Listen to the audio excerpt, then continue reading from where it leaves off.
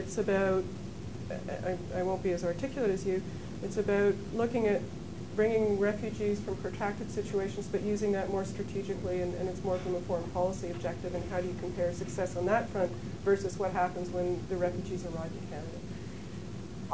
I'm certainly not the expert. My colleague who heads the refugee branch has been having discussions on this, and for a number of these areas, we do view this as a strategic intervention where we would expect some outcomes either within that country or for the population.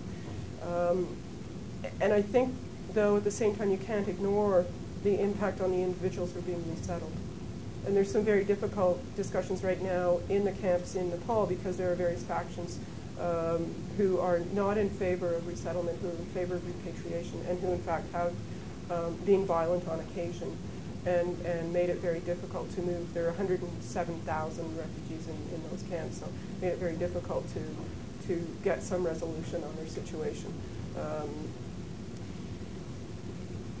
I think we would like to use it as leverage as a country, yeah. And so you may have success on that front. We only bring individuals to Canada who are willing and interested in coming, and so we're not forcing anybody to move. But we do, I think, just we do have aspirations for them, and we are concerned not just on the economic front, but there's also the mental health, and there's also self-esteem, that they be able to have a life in Canada that they're happy with, and so that's really what we want to do. And the challenges are immense for them. Yeah. Thank you.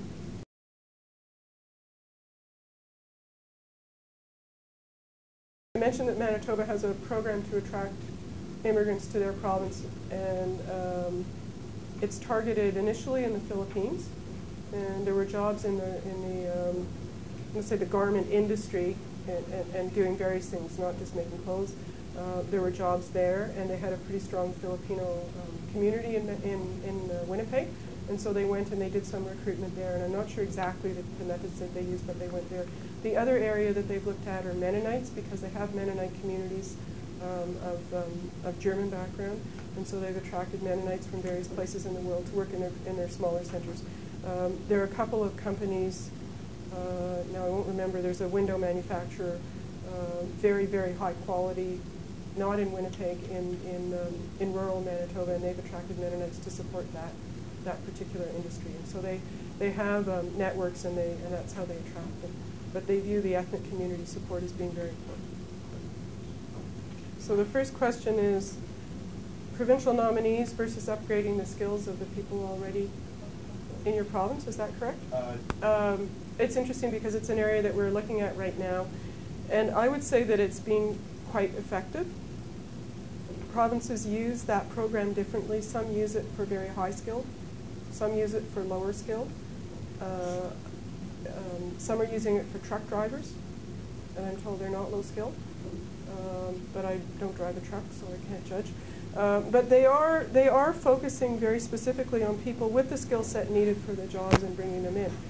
Where the program has had some difficulty is in retaining those individuals in the province, and we're right now looking at that, because if the province and the federal government go to the effort of recruiting these individuals for a specific need, and they, in some instances, don't even get to the province, or they get there and they're there for a while and then they leave, and the leakage is fairly high, then we have some concerns.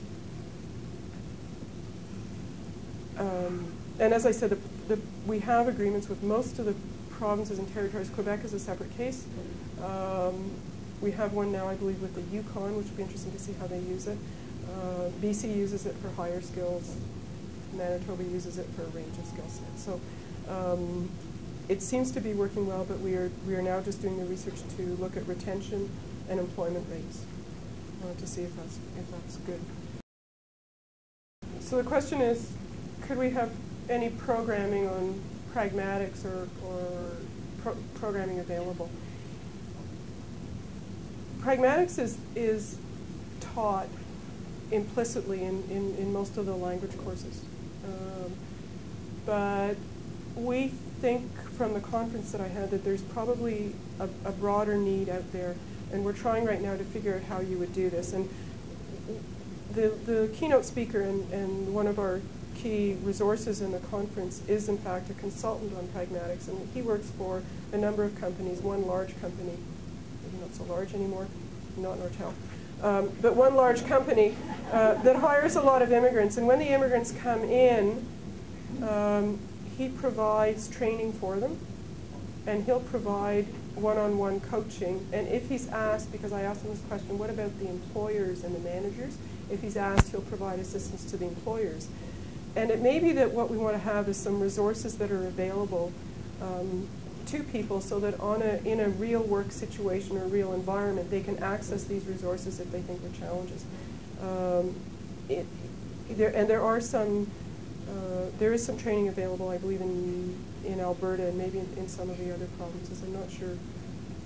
In Ottawa, it's not offered as you're going to take a course on pragmatics, but it's part of your language training and sort of acculturation.